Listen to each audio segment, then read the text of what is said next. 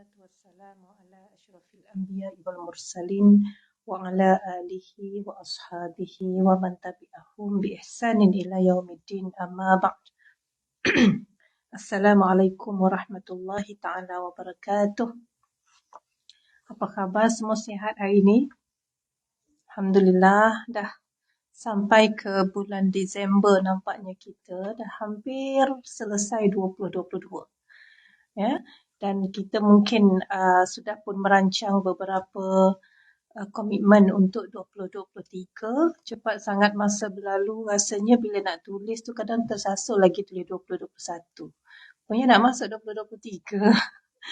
Ya, jadi insyaAllah pada kuliah hari ini kita lihat muka surat 126. Tajuk yang kita bawa hari ini adalah penderaan anak. Ya, penderaan ini macam-macam jenis. Ada mentalnya, ada emosinya, ada fizikalnya, ada segala. Ya, cuma sometimes kita tak sedar. Ya, dia berlaku ataupun kita mendera anak-anak tanpa kita sedar. Dan mungkin hari ini pula ramai anak-anak pula mendera ibu bapa. Ya, baik secara fizikal maupun mental. Jadi penderaan ke atas kanak-kanak oleh ibu bapa mereka sendiri, ya, yang mana mungkin ibu bapa kandung, ibu bapa angkat, boleh jadi ibu bapa tiri, boleh jadi ibu bapa yang menjaga, ya, tidak ada kaitan, tetapi kalau anak angkat tu maknanya ibu bapa yang mendapat hak penjagaan. Yang pertama sekali, faktor penyebabnya adalah ibu bapa jahil tentang ilmu pengetahuan agama. Ya, jadi sebab itulah penderaan berlaku. Dan asasnya mudah. Kalau kita tidak jahil dalam agama, kita tidak akan berbuat zalim. Jahil pada agama membolehkan kita membuat zalim kepada orang lain. Termasuk anak-anak yang kita kata sepatutnya kita lindungi. Tapi kita tergamak zalimi mereka kerana kita tidak ada ilmu agama. Ya, jadi kalau yang ada ilmu tapi nak buat juga pun ada. Ya, itu kategori lain pula. Ini yang pertama kita lihat jahil ilmu pengetahuan. Jadi asasnya kalau nak merotan anak sekalipun, nak marah sekalipun, ada panduannya dalam agama yang tidak boleh dilakukan sebarangan. Kenapa? Sebab Islam ini bukan agama yang menyakitkan, bukan agama yang menakutkan atau bukan agama yang zalim kepada manusia. Ingat lagi tajuk kita dulu pernah saya sebutkan, mungkin ada yang tak ada lah masa tu. Good excuse kalau tak ingat dia punya jawapannya. Macam mana syarat kita yang membolehkan kita merotan anak ataupun mendera, bukan mendera, merotan atau menghukum anak-anak. Ingat tak syaratnya? Rotan mesti rotan macam mana? Batang paip boleh? Besi boleh? Ke macam mana? Ya, bukan sebarangan. Yang digunakan untuk merotan itu adalah kayu yang seperti kayu sugi. Kan kayu sugi kita pendek je buat gosok gigi. Tapi kalau untuk rotan taklah pendek macam tu. Jadi, tapi itulah sifatnya. Kalau dia kering, dia akan ringan. Kalau dia basah, dia berat. Sebab dia berserat. Ya? Bukan berserat, dia apa yang namanya? Berbulu. Jadi sifat rotan itu mesti dalam keadaan suhu bilik. Sebab bila kita rotan anak, dia tidak menyakitkan. Atau kalau dia kering, dia tidaklah sampai tak rasa apa. Ya, dan bukanlah rotan itu rotan yang kita lihat dalam drama. Ya, rotan itu sehingga tidak boleh kita mengangkat bawah bahu. Kena rapat bahu dan dada di sebelah kiri, di sebelah tepi. Jadinya kita rotan, ya, kecil je, sikit je. Memang itulah tujuannya dan itulah ruang lingkup yang agama membenarkan kita melakukan hukuman terhadap anak-anak. Jadi dari situ kita tak boleh kaitkan rotan dengan dera dalam Islam. Tak boleh, ya, sebab dia bukan penderaan. Kemudian yang kedua ialah sikap tidak bertanggungjawab kedua ibu bapa. Ini pun mungkin menjadi punca kenapa penderaan berlaku. Hal ini tidak sepatutnya berlaku kerana syariat menuntut semua ibu bapa bertanggungjawab memberikan layanan yang terbaik kepada anak-anak. Ya, dan inilah yang disebut oleh Rasulullah sallallahu alaihi wasallam, tidak ada satu pemberian oleh seseorang ayah kepada anaknya yang lebih utama daripada pemberian budi pekerti yang baik. Macam-macam kita ibu bapa boleh bagi pada anak-anak. Kita boleh bagi segala bentuk keperluan material. Kita boleh bagi segala kasih sayang. Kadang-kadang yang paling susah tanpa kita sedar ialah sukar untuk kita memberi contoh budi pekerti yang baik. Ya, jadi tersentak kita, ya, kadang-kadang kita kata kita apa lagi tak bagi pada anak-anak. Ilmu dah bagi, macam mana bagi ilmu? Pergi sekolah. Lepas itu makan minum cukup, tempat tinggal selesa, pakaian ada, berjalan-jalan pun ya, apa lagi tak dapat. Ya, kalaulah tiba-tiba anak kita kata ada lagi yang kami belum dapat, mak, apa dia? Contoh budi pekerti yang baik kami belum dapat. Apa agaknya perasaan kita? Okay? Masa tu baru kita sedar, ya Allah, rupanya selama ini budi pekerti apa yang kita tunjukkan pada anak-anak. Ataupun mungkin selama ini kita tidak pernah fikir bahawa perilaku kita ini adalah juga menjadi satu pemberian kita kepada anak-anak. Memberi dalam bentuk menjadi contoh. Ya, jadi selepas ini kalau kita tak nak anak kita kata begitu, maknanya kita kena pastikan tindak tanduk kita apa sahaja yang dilihat, diperhati, diketahui oleh anak-anak, pastikan ia adalah pekerti yang baik. Yang ketiga ialah tidak menerima ilmu khusus berhubung dengan kekeluargaan. Kita tidak memberi ilmu kepada anak sebab kita tidak ada ilmu berhubung kekeluargaan. Ya, jadi yang kita belajar fiqh munakahat ini adalah ilmu kekeluargaan lah ni. Ya, ini yang kita nak faham, kita nak tahu dan kita nak bagi maklumat-maklumat ini kepada pasangan dan anak-anak kita. Jadi bila kita tahu, maka kita lebih mudah untuk mengurus keluarga. Yang keempat, sikap membalas dendam kepada pasangan. Ada orang membalas dendam pada pasangan tetapi dilepaskan pada anak-anak. Begitu ke? Ya, dan penderaan ini selalunya bersabit dengan penderaan fizikal. Bergaduh dengan suami, masa tu pula anak tu berebut mainan, kita pun siaplah. Kalau cubit masa tu, cubit level lain. Dia bukan cubit biasa-biasa. Cubit masa tu memang cubit 2 kali ganda. Pasal apa? Marah dia menangis bergaduh. Yang kedua marah pada suami pada masa. So cubitan dia memang level premium. Jadi ini balas dendam.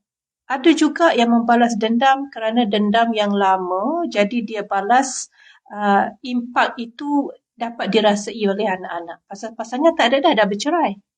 Ya, dah tak ada, dah tak berjumpa, dah memang tidak berlakulah balas dendam kepada pasangan. Yang boleh dibuat adalah balas dendam pada anak dia. Padahal anak dia tu anak kita. Ya, kenapa nak balas dendam pada anak? Sebab itu tanda protes dan marah kita kepada dia dan supaya kita nak dia tahu bahawa kita buat anak dia macam ni sebenarnya kita nak marah dia. Tapi bila fikir balik itu kan anak kita. Ya, itu kan mereka yang kita kandung, mereka yang kita lahirkan, mereka yang kita besarkan, mereka yang kita korbankan segala-galanya untuk besarkan. Ya, tiba-tiba kita marah pasangan, bekas pasangan kita marah pada anak-anak. Jadi, lepas anak itu berkahwin pada menantu pula. Ya, dah lepas pada menantu, mereka dapat anak pada cucu pula. Dilepaskan dendam itu. Na'udzubillahi min dzalik. Tak habislah kalau macam ni. Ya, jadi itulah kita tidak boleh lakukan ini dan kita kena tahu ini adalah sebahagian daripada penderaan. Dan yang terakhir, masyarakat tidak prihatin terhadap sesuatu perkara yang berlaku dalam masyarakatnya. Kalau kita tak prihatin apa yang berlaku dalam masyarakat, boleh juga kita memberi ataupun menyebabkan penderaan pada anak-anak. Macam mana ya? Macam mana kita tidak prihatin apa yang berlaku dalam masyarakat? Kita tak tahu jiran rumah kita ni sudah setahun dah mendera anak. Kita tak prihatin. Jadi sebab itu pendera anak-anak itu sentiasa berlaku dan tak habis. Ya, tahu-tahu masuk dalam berita. Apa jadi? Dah mati dah pun. Tengok-tengok habis satu badan dah lebam. Rupanya dah didera dalam tempoh 2 tahun sebelum ini contohnya. Ya, saya ingat dulu kalau perempuan ingat kes seorang kanak-kanak nama Firdaus. Ingat nama dia. Di satu apartmen di Taman Semarak Nilai, Negeri Sembilan. Sebab dekat Nilai lah tu yang ingat tu. Ya, yang dia OKU dan dia ditinggalkan oleh ibunya seorang dalam apartmen, dalam rumah itu, dan dia makan najisnya, dia buang najis dan dia makan balik. Tak ada apa benda yang nak dimakan, dan anak ini memang OKU dan tidak boleh berjalan. Dia merangkak aja kan, mengesot. Jadi setelah sekian lama, 5 hingga 7 tahun, anak itu berada di situ, tak ada jiran yang tahu keadaannya. Apa sebenarnya yang berlaku, ya? Dan anak itu keseorangan sebab ibunya sudah berkahwin baru dan tinggal bersama suami baru. Dan sekali-sekala lah dia datang jenguk anak dia. Agaknya nak tengok hidup lagi ke. Dan dah tak bagi makan. Sakit tak diberi ubat. Tak tahu apa susah payahnya. Jadi kalau datang jenguk untuk apa? Kan? Jenguk nak tengok hidup lagi ke, dah mati dah. Ya, kalau dah mati dah berapa lama nak tanam sebelum orang bau. Seolah-olahnya begitu. Dan cara itu menunjukkan ibu ini sudah hilang rasa. Kita kata, tapi kita tidak tahu kisah yang sebenarnya. Dan ini semua berbalik kepada soal tidak ada bapa yang prihatin, tidak ada keluarga dan wali yang prihatin kepada anak ini. Ya, sedangkan kalau ada, mereka pasti tahu mereka pernah ada cucu tapi di mana dia. Mereka pernah ada anak saudara tapi di mana dia. Ya, jadi kena cari, kena tahu apa yang berlaku di dalam masyarakat. Apatah lagi mereka adalah kerabat dan sahabat kita. Jadi kita nak benteras gejala buruk dalam keluarga, terdapat beberapa usaha untuk kita atasi perkara yang begitu, ya, supaya tidak berlaku dalam masyarakat. Apa benda? Yang pertama adalah memberikan pendidikan agama yang lengkap dan formal kepada semua anggota masyarakat mengikut tahap masing-masing. Walaupun pendidikan agama di negara ini kita nampak tidak begitu berstruktur. Siapa nak belajar, siapa tak nak tak apa. Ya, itu tidak berstruktur. Kalau berstruktur maknanya kita akan melalui proses pendidikan agama tanpa gagal. Setiap orang akan melalui. Sebagaimana kita melalui proses pembelajaran arus perdana, masuk darjah 1. Semua orang masuk darjah 1. Betul kan? Semua orang akan belajar bahasa Melayu, bahasa Inggeris, sains, matematik, geografi, sejarah dan sebagainya. Tetapi tidak semua orang belajar akidah. Tidak semua orang belajar tauhid atau adab atau sirah atau fiqh atau sejarah Islam. Tak semua. Siapa yang nak belajar masuk sekolah agama, siapa tak nak belajar tak payah. Ataupun kalau kita dah habis belajar, siapa nak belajar masuklah kuliah duha. Ya, siapa nak belajar pergilah YouTube banyak. Siapa nak belajar masuklah kuliah Zuhur, masuk kuliah Jumaat. Itu siapa nak. Maknanya pendidikan ini tidak berstruktur. Pendidikan agama. Sedangkan ia adalah pendidikan yang wajib. Kerana semua orang yang beriman itu perlu tahu fardu ainnya, ilmu fardu kifayahnya, perlu tahu 3 asas sendi agama. Ya, dan juga fiqh-fiqh yang menjadi asas dalam kehidupan kita sebagai seorang Muslim. Sebahagiannya fiqh munakahat yang kita belajar. Kemudian fiqh jinayat, fiqh muamalat dan juga fiqh ibadat. Ya, semua itu adalah wajib kita tahu. Ya. Kemudian yang kedua, memberikan kursus sistem kekeluargaan Islam yang lengkap dan secara intensif. Ingat tak kursus kekeluargaan pernah pergi kat mana? Bila? Berapa hari? Sebelum kahwin. Itu khusus kahwin. Bolehlah. Modul pun modul kekeluargaan. Ya. Berapa hari? 2 hari. Siang sahaja kan? Daripada seumur hidup. Ya kan? Bukan setahun sekali kan? Bukan 2 hari dari 365 hari. Bukan. 2 hari dari 60 tahun. La ilaha illallah. Apa dah kita dah buat ni? Ya, tak semestinya pergi kursus baru kita belajar, tidak. Ya, kadang-kadang kita belajar melalui mak kita, kita belajar melalui kuliah begini. Tapi nak kata bila kita buat kiraan, kita muhasabah, kita lihat, ya kita nak bina keluarga yang sakinah. Tapi kita tahu ke macam mana? Ya, ingat pergi kursus kahwin itu pun sebab syarat nak kahwin kena ada sijil kursus kahwin. Kalau tidak, tak pergi. Itu pun masa pergi tu pun tak berapa nak fokus. Pasal kita pergi dengan dia, jadi kejap-kejap nak tengok dia, kejap-kejap tengok dia. Contoh, agaknya lah. Ya, masa saya dulu, kita kursus tu di universiti, jadi semua pelajar attend. Dan semua dapat sijil. Walaupun belum ada calon.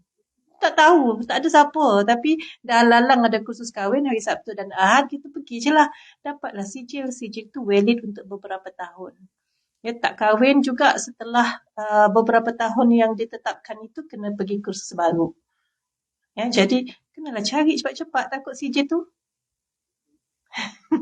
CJ expired kan. Tapi ayalah pelajar yang attend pun pelajar dah tahun 3, tahun 4, tahun akhir.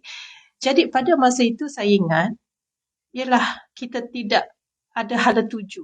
Hadir sebab ini waktu yang terbaik dan kita ada peluang. Hadirlah. Ya, jadi tak ada hala tuju, dengar sedengar-dengarnya dan tak boleh nak relate dan tak rasa ada komitmen, dengar saja. Ya, tapi kalau hadir kursus kahwin hari ini, setelah berkahwin, setelah mempunyai anak-anak, mungkin fokus kita lebih mendalam dan kita dah ada soalan-soalan yang ready untuk kita tanya. Ya, jadi sebab kita sudah melaluinya dan ada cabaran-cabaran yang hands on kita dapati, perlu kita dapatkan explanation kalau yang kita tidak tahu macam mana nak buat. Jadi itulah kursus kekeluargaan Islam yang lengkap dan secara intensif itu kurang berlaku, tidak intensif. Dia sekali seumur hidup. Intensif ni mesti kena berkala. Ya. Kemudian yang ketiga, kita nak benteras gejala buruk dalam keluarga, mesti budayakan dan kempenkan ke arah keluarga bahagia. Sebab itu saya ingat kerajaan yang lepas melancarkan keluarga satu Malaysia tu. Keluarga Malaysia, jelajah keluarga Malaysia dan sebagainya. Jadi itu semua adalah untuk mengembalikan satu unit kecil dalam masyarakat yang perlu menjadi pemula kepada perubahan. Ya, kepadanya kalau kita ubah di peringkat kementerian, tapi tak ubah di peringkat keluarga, tak jadi juga kan? Sebab keluarga itu di rumah, keluarga bukan di pejabat. Keluarga bukan di tepi jalan, keluarga bukan di kedai, keluarga bukan di mukim, di daerah, bukan. Keluarga itu di rumah. Jadi betulkan yang di rumah itu hasrat dulu. Ya, dan macam-macam program dilakukan untuk mengembalikan institusi yang kecil ini menjadi institusi yang tempat paling bahagia, tempat paling indah. Saya rasa kalau diteruskan pun sangat bagus. Ya? Kalau kita semua fahamlah, itulah tujuannya, memang sepatutnya diteruskan. Kemudian yang terakhir, nak benteras gejala buruk, wujudkan sikap amanah, bertanggungjawab dan kasih sayang dalam keluarga dan masyarakat. Ini tak usah ceritalah, memang inilah pun yang kita nak. Ya, tapi macam mana nak buat, tak tahu. Ya, macam mana nak jadi orang yang amanah? Macam mana nak jadi orang yang bertanggungjawab? Macam mana supaya masyarakat kita saling berkasih sayang? Macam mana tu? Ya, dia mesti dibudayakan. Ya, dia bukan sekadar kita cakap macam mana nak berkasih sayang. Kena hormat orang, kena tolong orang. Ya, betul. Tapi bila kita nak buat? Ya, dan contoh mana kita nak tengok? Sebab itu kalau ada contoh-contoh yang baik dalam TikTok, dalam YouTube, dalam apa-apa medium pun, kongsikan, viralkan. Yang baik. Ya, yang tidak baik tak perlu. Kalau boleh yang tidak baik dapat pada kita, stop kat situ. Jangan share dah. Kita nak share semua benda kan sebab kita rasa kawan kita tak tahu lagi ni. Kita pun nak share. Mak kita tak tahu lagi ni. Kita pun share pula dalam group family. Akhirnya viral. Apa yang viral itu? Yang tidak baik. Asalnya kita bukan nak berkongsi yang tidak baik. Kita nak semua orang tahu. Tapi natijahnya ialah menjadikan keluarga kita ini ataupun masyarakat kita ini jadi kita tahu semua yang negatif. Tapi kita nak tahu macam mana orang India menolong orang Melayu. Kita nak tahu macam mana orang Melayu menolong orang Cina. Kita nak tahu macam mana orang yang sempurna menolong OKU. Kita nak tahu macam mana orang tua menolong anak-anak kecil. Itu yang kita nak tahu. Dan itu yang kita sepatutnya besar-besarkan. Ya, insya-Allah. Dan tanggungjawab bapa kepada anak. Buku ini ada tulis tak tanggungjawab ibu kepada anak? Okey, ditulis bapa saja kepada anak, ya. Kemudian lepas ini tanggungjawab ibu bapa. Jadi bapa adalah ketua kepada ahli keluarga dan mereka bertanggungjawab sepenuhnya ke atas keluarga seperti yang dituntut oleh syarak berdasarkan keterangan-keterangan yang berikut. Ada beberapa perkara macam mana bapa ini perlu bertanggungjawab pada anak. Ada berapa? 1, 2, 3, 4, 5, 6, 7, 8 perkara. Ya, bagaimana seorang bapa, iaitu ahli keluarga yang menjadi ketua, perlu bertanggungjawab sepenuhnya ke atas keluarga dan anak-anak. Ya, yang ini juga sebelum ini menjadi agenda nasional pemerkasaan qawam. Kalau perempuan dengar, ya, pemerkasaan qawam maknanya pemerkasaan fungsi bapa dalam rumah tangga, dalam keluarga. Yang pertama, berlaku ihsan terhadap anak-anak. Memberikan kasih sayang, didikan, bimbingan, pelajaran dan persekolahan seperti yang dituntut oleh syarak. Jadi, berlaku ihsan ini, kalau ihsan kita selalu dengar berbuat baiklah kepada kedua ibu bapa. Wabil walidaini ihsana. Ya, berbuat baiklah kepada kedua ibu bapa. Jadi, ihsan kepada anak-anak, berbuat baiklah kepada anak-anak. Berikanlah mereka kasih sayang, didikan, bimbingan, pelajaran, pergi ke sekolah, dapat ilmu. Ya, maksud hadis, wahai orang-orang yang beriman, ya ayyuhallazina amanu qu anfusakum wa ahlikum nara. Wahai orang yang beriman, peliharalah dirimu dan keluargamu dari api neraka. Makanya nak pelihara mereka dari api neraka. Sebab itu bila perlu dihukum, anak-anak itu mesti dihukum. Ya, supaya mereka dilindungi daripada api neraka. Kemudian yang kedua, tanggungjawab bapa memberikan nafkah, pakaian, makanan, minuman dan tempat tinggal yang sesuai. Inilah kalau dinamakan nafkah, inilah dia. Ya, pakaian, makanan, minuman, tempat tinggal. Ya, banyak lagi sebenarnya. Nafkah bukan terbatas kepada keperluan asasi untuk kita makan, minum, tinggal sahaja, tetapi dari segi bimbingan ilmu. Ya, kalaulah institusi kekeluargaan ini institusi yang ada penaziran. Sekolah kan ada nazir datang melawat. Habis tak silibus? Ajar ikut silibus ke tidak? Ya, guru-guru buat tak apa yang di KPI-kan oleh kementerian. Itu penaziran akan cek. Tapi keluarga, ada tak orang datang rumah ketuk pintu, Assalamualaikum, kami dari Kementerian Pembangunan Wanita, Keluarga dan Masyarakat. Kita pun, kementerian datang rumah kita ni. Kenapa ya tuan, puan, apa yang saya boleh bantu? Kami ingin membuat lawatan penaziran dan audit terhadap keluarga ini. Sudah hijau. Tak pernah dengar kan? Tapi kalau itu berlaku, okey, apa yang nak diauditkan, apa yang nak diperiksakan di sini?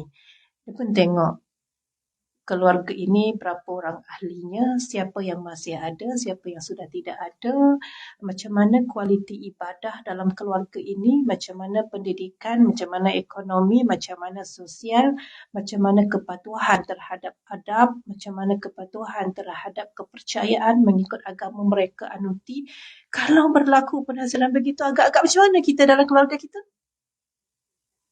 Cemerlang. Sebab apa? Sebab takut diaudit. Tapi macam kita kerja di pejabat, takut diaudit. Bukan takutlah, maknanya kita tak nak ada teguran, tak nak ada NCR, tak nak ada UFI dan sebagainya. Kita pun buat apa yang kita patut buat. Supaya nanti bila diaudit, tak banyak teguran, tak banyak masalah. Walaupun sebenarnya malahnya nak buat, tapi buatlah nanti kena audit. Dalam keluarga, malahnya nak suruh anak solat, tapi suruhlah nanti kena audit. Walaupun sebenarnya nak suruh anak solat itu supaya anak itu terlindung dari api neraka. Tapi tak cukup api neraka itu menakutkan. Audit lebih menakutkan, maka kita audit.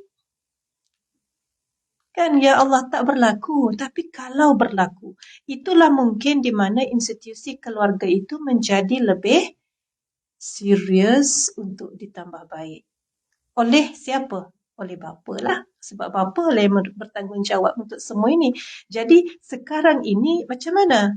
Kader ini terpulang kepada keluarga masing-masing. Ya, anak-anak nak pergi sekolah hari ini di kalangan mereka yang susah bawa duit RM1. Ya, duduk sekolah kadang-kadang sampai pukul 4 petang kerana tuition dan sebagainya. Bawa duit RM1. Di rumah makan sekadarnya, tak pernah kenyang. Ya, jadi sampai di sekolah fokus kepada pelajaran memang tidak ada. Ya, sebab apa? Ayah duk makan pil kuda. Bila dah dalam keadaan kurang waras itu berlaku penderaan dalam rumah tangga. Ya, mak di mana? Mak kerja di kantin ataupun di kedai-kedai makan. Memang waktu kerja tu selagi tak tutup kedai, selagi tu tidak balik ke rumah. Jadi anak-anak di rumah makanan tidak ada, nak beli memang tidak mampu. Ayah ada tapi menakutkan. Ya, jadi di sekolah cikgu-cikgu kutip duit RM50 seorang sebulan. Untuk apa? Nak sediakan makanan pada anak-anak yang begini. Di samping ada skim bantuan daripada kementerian yang tidak cukup lah pasti. Jadi mereka buat begitu. Kemudian nak jimat lagi, biarlah cikgu-cikgu lah masak untuk anak. Nak masak macam mana? Kejap tukar dasar, kejap tukar silibus, kejap tukar begitu, kejap tukar penilaian, kejap tukar. Dan sekali tak ada dah, tak ada masak, tak ada apa. Biarlah kita balik kepada keadaan asal, kekal datang ke sekolah dengan duit RM1 dan kelaparan. Kita duk fikir macam mana nak tambah baik silibus. Ya, untuk anak-anak di bandar tidak ada masalah. Tukar silibus, tukar tempat tuition, tukar cikgu. Cikgu yang mahir silibus baru mana saya nak ambil jadi cikgu tuition, saya bayar. Ya, tetapi anak-anak di kampung bukan soal silibus tetapi soal macam mana nak buat supaya ayah saya ni tidak mengambil pil kuda. Macam mana nak buat supaya di rumah walau ibu tidak ada kerana bekerja tapi kami ada makanan di atas meja. Macam mana nak buat supaya kami ke sekolah bukan bawa duit RM1 tapi bawa duit yang cukup untuk membeli makanan. Itu realiti.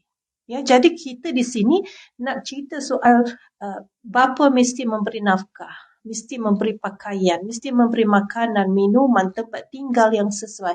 Kalau kita bercakap dengan semuanya bapa yang soleh, tidak ada masalah. Ya, tapi kita bercakap dengan pelbagai jenis manusia, ya, yang mempunyai pelbagai jenis alasan untuk tidak menunaikan tanggungjawab dalam rumah tangga. Dan akhirnya di sana jabatan kita ada KPI untuk kecemerlangan organisasi. Di sana ada KPI, di sini ada. Balik ke rumah, mereka adalah orang yang keliru dengan kehidupan. Tak apa. Itu perlu kepada penyelesaian yang holistik lah, ya. Itu ada tugasan-tugasan nanti di semua peringkat akan perlu fikirkan dan atasi. Tapi di sini sesuai dengan tajuk kita kena realistik dengan situasi lah. Ya, dalam keluarga kita tidak ada masalah, tetapi keluarga di luar sana inilah masalahnya yang kita perlu faham, ya. Jadi yang pertama kita kena kembalikan fungsi bapa. Ya, jangan lagi ambil pil kuda. Mesti bekerja dan mesti sihat dan mesti waras. Ya, kalaulah bapa yang bekerja di kantin, bekerja di kedai makan, ibu duduk di rumah. Hidup sekadarnya. Sekarang ni bapa tidak bekerja dan berkeadaan begitu, ibu yang menjadi pencari nafkah dan anak-anak bertebaran. Ya, tapi tukar fungsi. Jadikan semua bapa-bapa ini orang yang bertanggungjawab. Maka insya-Allah tak semua masalah kita selesai, tetapi percayalah 50% masalah selesai dalam masyarakat. Dan itulah yang Allah sebutkan, ar-rijalu qawwamuna 'alan nisa'i bima faddalallahu ba'dahum 'ala ba'din wa bima anfaqu min amwalihim. Ada di sini muka surat 128. Jelas. Bukan saya yang kata, bukan Tok Imam yang kata, bukan profesor yang kata, kaum lelaki itu pemimpin. Allah yang kata. Ya, jadi semudah kita berusaha menjadikan semua lelaki itu pemimpin dalam rumah tangga yang bertanggungjawab terhadap kaum perempuan dan anak-anak, kerana Allah telah berikan mereka kelebihan berbanding perempuan. Ya, dan juga kerana mereka membelanjakan atau menafkahkan diri mereka dan harta mereka kepada perempuan dan anak-anak, maka merekalah yang memimpin. Tetapi hari ini mereka tidak memimpin. Dan kita menghadapi pelbagai masalah. Permulaannya disebabkan ini, kita tidak kembalikan fungsi itu, tetapi kita masih tidak sedar. Yang kita lakukan adalah macam-macam bentuk pembetulan dan penambahbaikan, tetapi tidak membetulkan yang ini. Ya, jadi akhirnya tak tahu sampai bilalah kita boleh selesaikan masalah keluarga dan masyarakat. Harap-harap ia dapat dilakukan dengan betul kali ini insya-Allah. Dan C, berlaku adil terhadap anak-anak. Ini ayah-ayah kena berlaku adil terhadap anak-anak. Adil itu bukan dengan memberikan keperluan mereka sama banyak. Itu bukan adil. Itu boleh jadi tidak adil. Ya, tetapi adil itu adalah apabila kita memberikan mereka mengikut keperluannya. Ya, jadi yang ini perlu kepada tuition. Dan kita kena spend 500 sebulan untuk tuition. Yang ini. Yang lagi seorang keperluannya bukan tuition tetapi swimming class. Maka kita kena spend kat dia RM138 sebulan untuk swimming. Jadi kalau ikutkan adil, ini 500, ini 138. Adil tak? Tak adil, tetapi kerana hak swimming tu itulah keperluan dia pada umur dia dan keperluan untuk dirinya. Itulah adil. Ya, jadi adil terhadap anak. Ini anak-anak yang kena dengar ni, bukan ayah. Ayah faham macam mana adil pada anak-anak, tapi kadang-kadang anak-anak yang tak faham. Ya, kadang-kadang anak sulung kata masa saya kecil dulu saya nak Walkman tak dapat. Ingat lagi tak Walkman tu apa benda? Rasanya anak-anak hari ni sebut Walkman apa benda tu? Ya, lelaki berjalan. Ya, Walkman. Lelaki berjalan. Pasal apa dia sambil, selalunya orang pakai Walkman ni sambil berjalan kan? Jadi dia mendengar muzik sambil berjalan, Walkman. Tak dapat. Anak bongsu minta apa semua dapat. Handphone, smartphone dapat, laptop dapat, yang canggih punya spek, and then apa lagi? Semua dapat. Ada tak? Tak ada kan? Kenapa dulu abangnya tak dapat? Sebab dulu ibu bapa baru bekerja. Ibu bapa belum cukup simpanan, tidak ada wang ekstra untuk puaskan anak-anak, itu ini. Tapi bila sampai anak bongsu, mak ayah ni sampaikan duit banyak, tak tahu nak beli apa. Jadi anak tak minta motor pun beli motor. Anak tak minta handphone yang canggih pun beli yang canggih. Tak minta, yang dulu minta tak dapat, yang ni tak minta dapat. Sebab apa? Sebab kekukuhan ekonomi ibu bapa mengikut zaman yang berbeza, jadi begitu. Tetapi ada tak impact dia? Itu adil sebenarnya. Adil dalam konteks keadaan ibu bapa dan ekonominya. Ya, kalaulah masa dengan anak sulung itu ibu bapa dah kaya raya, tak payah Walkman. Kereta pun ayah boleh beli. Kalau masa tu dah ada duit, ya, tapi tidak ada. Jadi, adakah ini memberi impak kepada anak? Ada kan? Ada. Saya banyak kali dengar. Ya, anak sulung jauh hati. Anak sulung mengungkit. Anak sulung rasa saya tidak perlu menyumbang banyak pada ibu bapa sebab masa saya kecil dulu saya tak dapat banyak. Jadi siapa yang kena menyumbang banyak pada ibu bapa? Anak yang mana? Anak yang dapat banyak lah. Kan? Jadi secara logiknya kita beri banyak, kita dapat banyak. Kita bagi sikit, kita dapat sikit. Tetapi melihat kepada adilnya kehidupan ini, sepatutnya anak-anak tidak mengungkit. Ya, sebab kemampuan ibu bapa itu berbeza mengikut zaman. Kemudian memelihara dan mempertahankan kehormatan anak-anak. Ya, jangan cerita pada orang anak kita perangai macam mana. Ya, ada ibu bapa yang saya pun tidak senang bila mereka kata anak saya yang nombor 2 tu cengeng sikit tu, tak boleh tegur langsung. Okey. Yang nombor 3 baik, memang ikut belah saya. Dah faham dah tu? Okey, nombor 4 macam mana? Nombor 4 ni memang sebiji bapak dia. Kan? Macam mana tu kalau nak cakap yang elok tak apa. Sebiji bapak dia tu mulalah memang malas lah, memang kan. Jadi kita cerita dengan orang, kita cerita tentang siapa? Tentang darah daging kita. Dan gagal darah daging kita itu dalam sastiahnya bermakna gagal lah kita mendidiknya. Ya. Kemudian memberikan nama kepada mereka dengan nama yang baik-baik menurut Islam kerana nama itu akan dipanggil oleh Allah pada hari kiamat berdasarkan hadis yang berikut. Inna ahabba asma'ikum ilallahi Abdullahi Abdul Rahman. Barulah saya nak tanya tadi, rupanya dah ada hadis kat sini. Siapakah nama yang Allah paling suka kita letak pada anak-anak? Abdullah dan Abdul Rahman.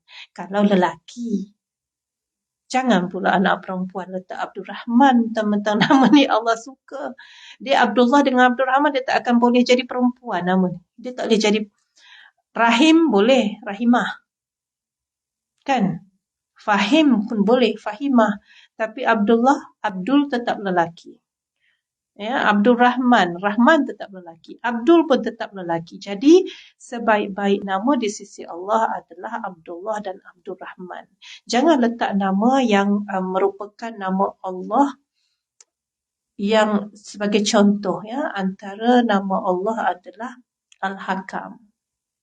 Kalau kita baca Asmaul Husna, salah satu namanya adalah Al-Hakam. Apa maknanya? Yang membuat pertimbangan. Ya, kita selalulah sebut hakim. Jadi ada seorang sahabat namanya Al-Hakam.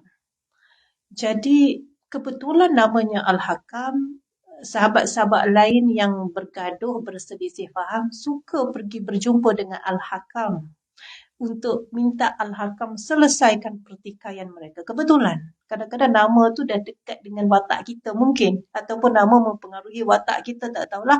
Jadi akhirnya kebetulan setiap kali dia membuat pertimbangan dan keputusan itu menjadi penyelesaian kepada masalah. Kebetulan juga ini semua adalah kuasa Allah Subhanahu Wa Taala. Tetapi bila lelaki ini bertemu Nabi dan mengkhabarkan kepada Nabi namanya Al-Hakam dan dia memang menyesal, tapi Nabi kata Al-Hakam itu hanya Allah. Dan sebarang keputusan yang Allah tetapkan itu tidak ada yang salah. Tetapi memang kita juga adalah pembuat keputusan dalam kehidupan kita. Tetapi keputusan itu boleh jadi salah. Tapi keputusan Allah tidak pernah ada salah. Justru Nabi tanya, adakah kamu ada anak? Dia kata ada 3 anak lelaki. Nama apa yang sulung? Jadi dia jawab nama Syuraih. Kemudian yang kedua nama Muslim. Yang ketiga saya tak ingat dah. Jadi Nabi kata, okey, bermula hari ini kami tidak memanggil kamu Hakam, tetapi memanggil kamu Abu Syuraih. Anak sulung dia lelaki nama Syuraih, kan? Memang kena ambil anak sulung. Nama gelaran bapa ambil daripada anak sulung, kemudian letak Abu, sebab Abu tu bapa kepada. Ya, jadi namanya disebut Abu Syuraih.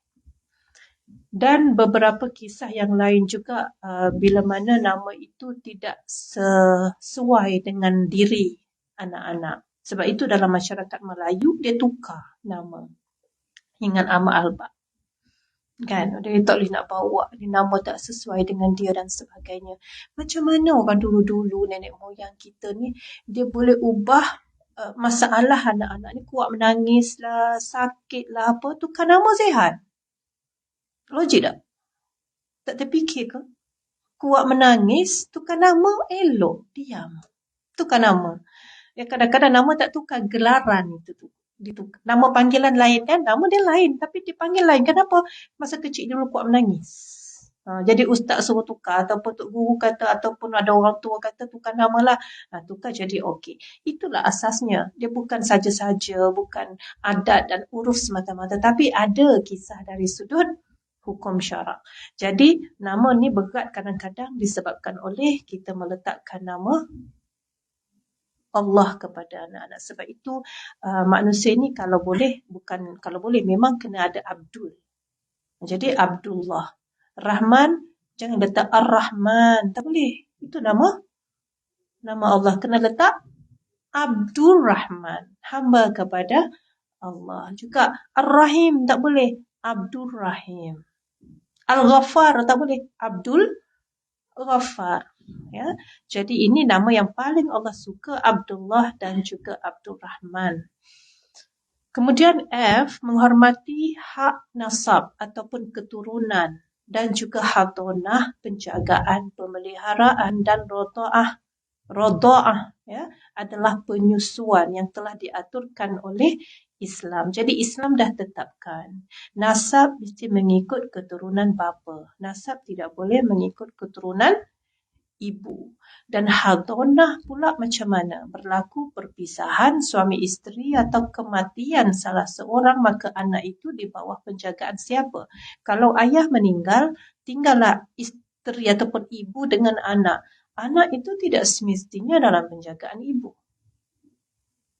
Bila ayahnya meninggal dunia, dalam penjagaan siapa? Sekarang berlaku beberapa cabang pemeliharaan anak, sama ada ibu ataupun keluarga arwah bapa. Kenapa pula mak dia masih ada? Kalau mahkamah mendapati anak-anak ini dari sudut kebajikannya tidak terjaga bila tinggal bersama ibu, dan anak itu perlu dijaga oleh nenek sebelah ayahnya yang sudah ayahnya meninggal. Jadi boleh jadi begitu. Jadi sebab itu dia tidak automatik. Islam ini cantik. Penjagaan anak mengikut kebajikan anak, bukan mengikut siapa. Ibu nombor 1 lah. Nombor 2, ayah. Nombor 3, nenek sebelah ibu. Nombor 4, nenek sebelah ayah. Tidak begitu. Dia mengikut kebajikan anak. Kemudian G, memilih bakal ibu yang baik dan subur menurut pandangan Islam. Jadi bapa itulah tanggungjawab dia pada anak. Sebelum dia memilih ibu kepada anak, itu lagi dah tanggungjawabnya bermula. Jadi memilih ibu yang tidak baik, maka ayah itu sudah tidak bersikap adil pada anak-anak. Anak-anak itu lahir kemudian. Tapi bapanya menyediakan ibu yang tidak baik pada anak-anaknya, maka bapa itu dianggap tidak begitu bertanggungjawab. Ya, sabda Rasulullah sallallahu alaihi wasallam, tunkahul mar'atu li arba' limaliha wa li hasabiha wa li jamaliha wa li diniha fazfar bidzatid dini taribat yadak. Nikahilah wanita itu kerana 4 perkara, kerana hartanya, kerana keturunannya, kecantikannya dan agamanya. Tetapi jika kita ada pilihan, maknanya tidaklah pada seorang wanita itu ada 4 kategori tadi. Dia cuma ada 1 sahaja, iaitu beragama. Maka pilihlah yang beragama. Jangan pilih yang lain yang mana dia 1 juga tapi cantik jadi ada. Yang 1 lagi ada harta yang banyak. Yang lagi 1 ada apa? Keturunan yang baik. Jadi dah ni ada satu nak pilih yang mana? Pilih yang agamanya paling baik. Jika tidak, kedua tanganmu akan hampa. Ya, dan itulah juga sabda Rasulullah, pilihlah untuk manimu di mana ia perlu disemai.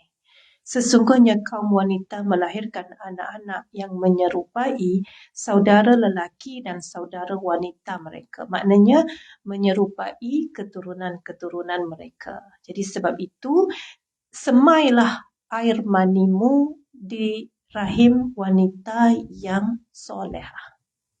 yang beragama tadi. H pula, sebelum mendekati isteri hendaklah berdoa agar mereka tidak disertai oleh syaitan dan keturunan yang akan lahir hasil pergaulan tadi, bukan hasil penyertaan syaitan, dan hendaklah selalu berdoa agar Allah mengurniakan kepada mereka keturunan yang soleh dan baik-baik. Jadi sebelum hubungan suami isteri itu berlaku, pastikan sebaik mungkin permulaannya adalah permulaan yang bersifat ibadah. Ya, dan hubungan itu juga sebenarnya ibadah. Kalau dengan suami dan isteri yang sah. Kalau tidak, tidaklah dia menjadi haram. Jadi sebelum mendekati isteri, doa. Ya, kalau ia tidak berlaku, isteri-isteri ingatkan pasangan masing-masing. Ya, kerana ia adalah permulaan kepada proses melahirkan zuriat. Dia seawal bagaimana proses awal itu berlaku. Jadi itulah semuanya tentang tanggungjawab bapa kepada anak-anak kita, insya-Allah. Dan seterusnya, tanggungjawab anak pula terhadap ibu bapa. Banyak tanggungjawab anak ni. Ya, kita boleh mulalah, kita belum lagi pukul 2, saya ingat nanti kita sambunglah kemudian ya, kalau tak habis. Jadi kau ada soalan? Kalau ada soalan, elok juga jawab soalan. Ada?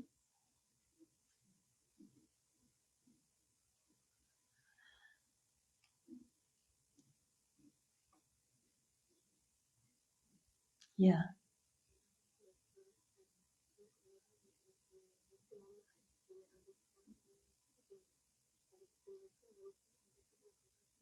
Okey.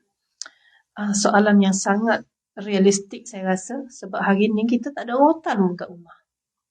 Kan? Tak ada rotan kat rumah. Jadi sebenarnya rotan itu adalah satu terma yang digunakan bermakna bukan semestinya rotan. Maknanya hukuman. Ya. Hukuman itu boleh jadi dengan cara menggunakan rotan, menggunakan tangan, menggunakan kain, kadang-kadang menggunakan mata, jeling. Itu hukuman. Saya tak suka. Saya menghukum dengan cara saya menunjukkan marah kepada anak. Kan? Dulu-dulu kan? Jeling cukup dah. Betul tak? Tak keluar bilik dah takut. Tadi kena jeling tadi. Ya. Kemudian ada yang marah dengan kata-kata. Ya, itu tak sakit tubuh badan, tapi kadang-kadang sakitnya lebih daripada kena rotan. Kan? Jadi hukuman. Soalnya kalau kita nak rotan tubuh badan, maka alternatif kepada rotan juga adalah cubit ataupun pukul dengan tangan. Jadi macam mana cara nak pukul dengan tangan? Waktu yang paling pantas sekali, sebab tu kita sedang marah, tangan je yang ada, benda lain tak ada.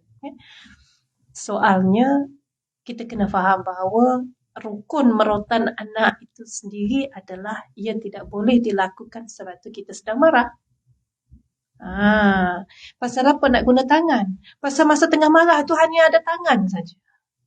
Jadi sekarang ini tak boleh pukul semasa sedang marah. Tak boleh cubit, tak boleh tampar semasa sedang marah. Tak boleh rotan semasa sedang marah. Bila? Boleh setelah hilang marah. Okey, anak tengah buat perangai, darah kita dah naik ke kepala dah ni. Muka dah merah dah, tangan dah menggigil dah ni. Masa tu kita ingat, Allah, aku seorang Muslim, aku dilarang melakukan apa yang diharamkan Allah. Jadi Allah melarang kita menghukum anak sewaktu kita sedang marah. Jadi bila? Setelah hilang marah. Tunggulah hilang marah. Nak suruh hilang marah tu dandanlah daripada rawang tu pergi nilai 3 dulu beli rotan. Sampai beli rotan, balik rumah, elok-elok marah dah hilang. Tapi rotan dah ada dah. Okey, kita pun panggil anak kita. Abang Long, mari sini sekejap, Abang Long. Tadi Abang Long buat begini-begini kan? Betul tak Abang Long buat? Tak betul. Mama kena marah ke? Mama kena tak marah? So, sebab tu anak kita mendengar kita yang berbicara dengan tenang, berbicara dengan matang, berbicara dengan penuh rasa kasih sayang, anak pun akan menjawab dengan matang, tenang dan penuh kasih sayang. Jadi dia pun kata, belum buat tak betul tadi. Belum salah, tapi adik mula duduk. Dia mula nak justify. Kan budak-budak. Adik yang mula dulu. Okey, adik pun salah, abang pun salah. Jadi sekarang ni Mama dah hilang marah, tapi sebab Allah tak suka apa yang abang buat dan Allah kata kalau benda yang abang buat Allah tak suka, Mama kena hukum abang. So, boleh Mama hukum. Mama nak hukum macam mana? Nak rotan. Dia pun agak-agak macam mana? Lari dululah. Kan? Sebelum kena, tapi dia akan kita akan cakap dengan dia, okey, rotannya bagi tapak kaki, Mama rotan di tapak kaki, tak boleh lebih 10 kali, tapi Mama nak rotan 8 kali. Kalau abang Long kembali taat kepada Allah, kembali baik, kembali taat pada papa, pada Mama contohnya, Mama kena berhenti rotan. Sebab Allah kata, kalau anak-anak sudah kembali taat, wajib berhenti. Macam mana tanda kembali taat? Anak menyebut Allahu Akbar.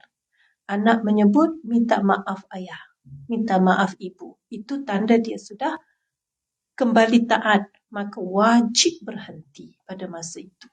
Jadi, saya sebut rotan itu tukarlah dengan tangan. Jadi, makanya boleh ke pukul di muka? Tak boleh. Boleh ke pukul di bahu? Tak boleh. Boleh ke cubit dari belakang? Tak boleh. Jadi, kenapa kita buat? Sebab kita buat tidak mengikut panduan agama. Kan? Jadi, bila ikut panduan agama, rupanya betul lah dalam Islam itu, hukum anak itu adalah ta'dib.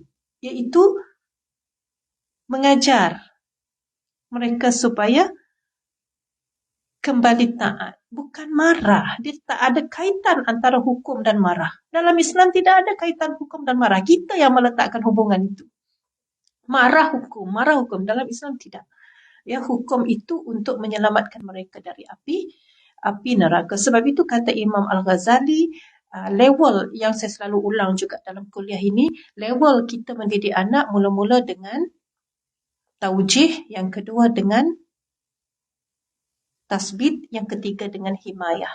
Ya, taujih itu ajar, bagi tahu, bagi dia faham, bagi dia buat dengan betul. Ya, kemudian yang kedua setelah dia dah tahu, faham, tahu cara buat dengan betul, pengukuhan, pemantapan, tasbit. Ya, bagi dia cuba salah, jangan marah, dia sedang dalam proses pengukuhan. Ya, jangan kita suruh dia cuba lagi. Salah, janganlah masa tu kita marah sebab dia belum layak lagi dihukum. Dia dalam proses untuk menjadi pandai buat. Jadi sampailah habis tempoh tasbih, kita pun lepaskan dia, Anai sekarang buat. Kalau masih salah, masa itu perlu hukum. Dan inilah bagaimana proses kita mengajar anak solat. Itu asasnya dan dia terpakai kepada semua bentuk pendidikan yang lain. Kalau di sekolah cikgu ajar. Lepas tu bila dah tasbih, latih tubi. Kan latih tubi tuition sampai masa PSA UPKK. Sekarang kan UPKK. Bila UPKK itu himayah, gagal. Dapat bagus. Ya, masa itu adalah himayah kata Imam Al-Ghazali, iaitu penguatkuasaan.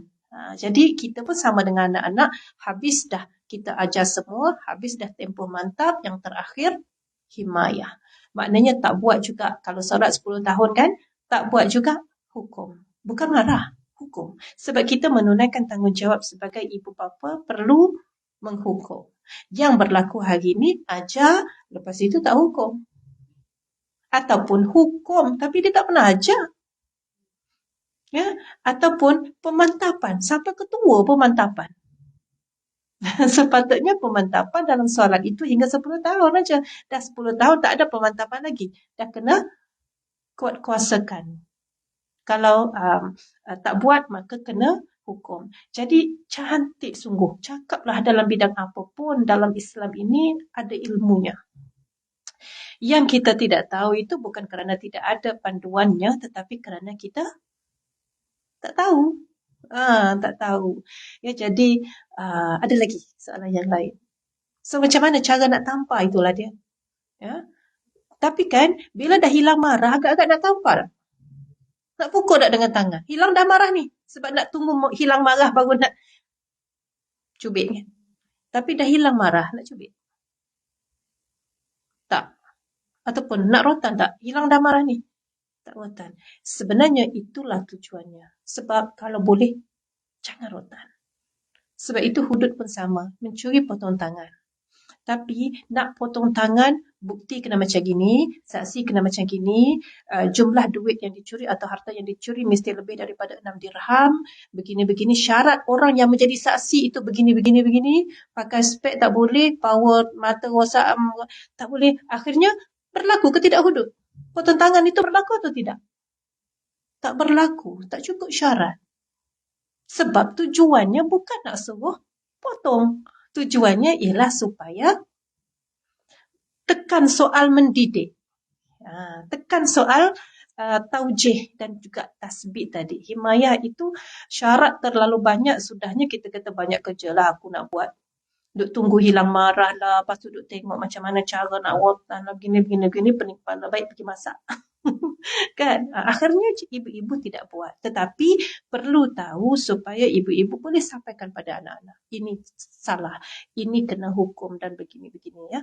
Jadi sebenarnya tak susah, cuma kena tahu ya, dan kita buatkan dengan cara yang betul. Sebab itu bila ada pihak-pihak yang mengatakan tak boleh pukul anak, tak boleh, bukan tak boleh pukul ya, bukan tak boleh hukum, tetapi tidak boleh dilakukan dengan cara yang tidak betul.